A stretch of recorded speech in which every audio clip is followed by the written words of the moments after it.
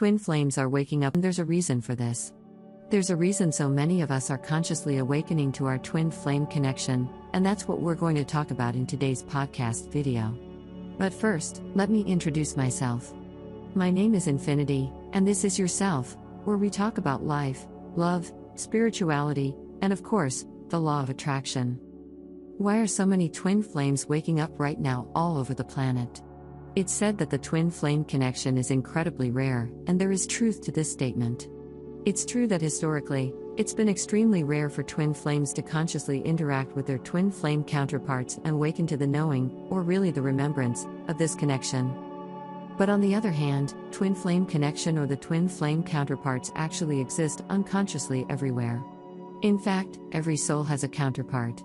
It is inherent in nature and creation that everything created contains within it this polarity, which in our physical world we tend to see as the polarity between masculine and feminine. Which is why we see these counterpart traits, the masculine and feminine, showing up not just in humankind but also in all of creation and all of nature as well. So all souls contain within them this polarity at the origin of creation, the kind of 0.00 points of a soul's creation in this universe. It is created in connection with its own polarity. It has a counterpart, like everything else in nature.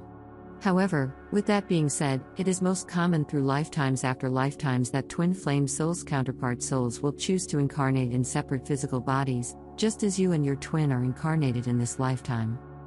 However, although they are incarnated at the same time in separate physical bodies on the planets, in the past twin flames would often live these kind of parallel lives, sometimes weaving in and out of each other's physical experience. They might pass each other on the street, they might glimpse one another once or twice in their lifetime, and it might leave some kind of an impression on them. But overall, they are or will be in these lifetimes, these past lifetimes, largely unaware of one another. And this has to do with a few things. One is because of their level of consciousness as a planet, as a human species. In previous times, our collective level of consciousness was much lower. So it was much more difficult and rare for an individual to raise their level of consciousness to the point of being able to and capable of consciously connecting with their twin flame in the physical, recognizing them, and going through the profound spiritual transformative process that follows in a single physical lifetime. This would require a lot of radical and really unlikely amounts of spiritual growth and development in a single lifetime. However, at this point on the planet, our level of collective consciousness has risen to the point where it is easier for us as humankind to access these higher spiritual truths, to raise our frequency more easily to the level of being capable of recognizing our twin flame counterparts and having more conscious interactions with them in this lifetime. Now, when we say that we are twin flames or we identify with the idea of being a twin flame, what we're really saying is that we are someone who volunteered to come to this planet at this time, in this physical body, and to consciously experience our counterpart soul with a greater level of awareness than the vast majority of humankind. So everyone technically has a twin flame, but that doesn't mean that everyone is going to awaken in this lifetime to consciously experience a twin flame path.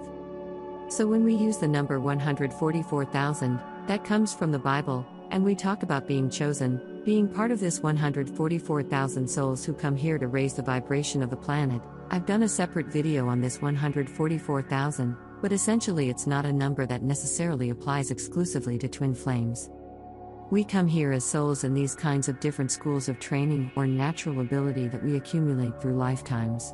We tend to stick together, by the way, and incarnate with some of the same souls from our soul group, soul family, or soul school, however you want to think about it, which is why so many of us from the same soul family have actually connected here through YouTube as well. But anyway, so this kind of soul group, we choose to use the vehicle of twin flame connection and conditional love frequency that is learned through that connection to assist in raising the vibration of the planet. But there are many other schools of souls that specialize in different areas and different kinds of ways of raising this planet's frequency. So twin flame connection isn't the only way to raise the frequency of the planet. It's just what we chose specifically as a dominant part of our path here. And the reason we chose this is because twin flame connection is the fastest way for a human in a physical lifetime to experience unconditional love connection. And it makes sense because by connecting with your counterpart soul, with the only soul with whom you are absolutely incapable of connecting with based on condition. Because when you do try to connect with twin flames based on condition, When you try to approach your twin flame connection from this model of conditional love, it does not work. You push one another away, you repel one another. The only way to connect fully with your twin flame is through unconditional love. So being a twin flame, being conscious, and interacting with our twin flame counterpart, our counterpart soul, is the fastest way to really internalize and stabilize the frequency of unconditional love within us.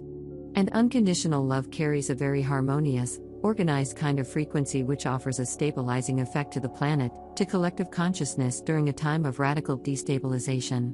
Because at this moment on the planet, and part of why so many twin flames are volunteering at this time to come in and to experience this path consciously, is because there is a great deal of destabilization, chaotic energy on the planet that requires a stabilization, a stabilizing force.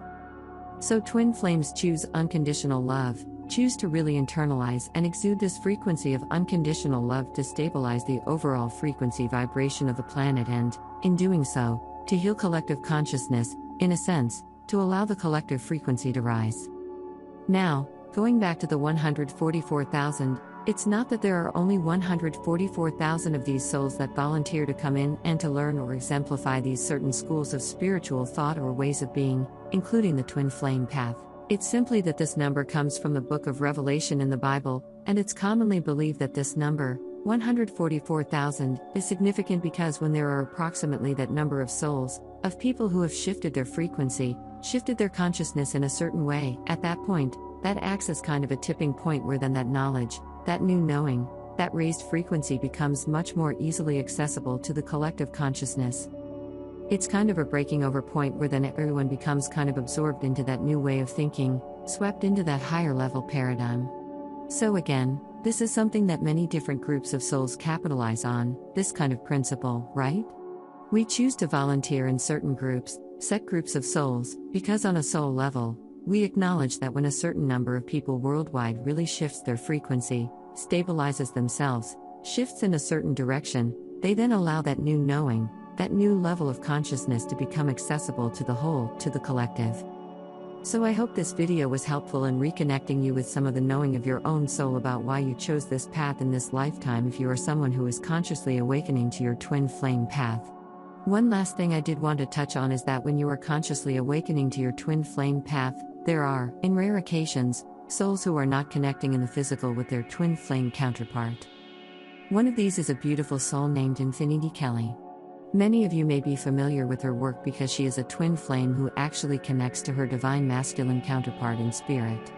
So he is not physically incarnated here, but she is still consciously interacting with and having this twin flame path and experience. And this is also something that can happen from time to time. So the key here is every soul does have a counterpart soul, but those of us who consider ourselves to be twin flames, to be on a twin flame path, are those of us who have volunteered to come to this planet at this time to consciously interact with our twin flame in some way in this lifetime, in order to kind of have this crash course of learning in unconditional love, to stabilize that unconditional love frequency within ourselves, and as a result, raise the vibration of the planet.